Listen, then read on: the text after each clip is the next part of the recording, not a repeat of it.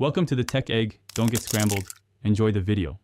In this video, I will show how to make brownies with Jaggery. Preheat oven to 350 degrees F and line an 8-inch pan with parchment. Melt butter and Jaggery together gently until smooth, then cool slightly. Whisk in eggs and vanilla until combined, then fold in flour, cocoa, and a pinch of salt. Stir in chocolate chips if desired.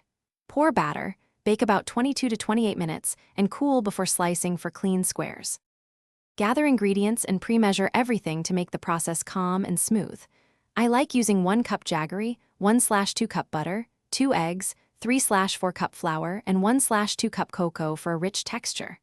Melt Jaggery with butter, then cool briefly so eggs don't scramble when added. Mixing gently keeps brownies fudgy rather than cake-like. Bake until a toothpick shows moist crumbs, not raw batter, then cool fully. If you want dense, fudgy brownies, be gentle with mixing and limit flour incorporation to just combined. Bake at a steady 350 degrees F and check between 22 and 28 minutes so centers stay moist.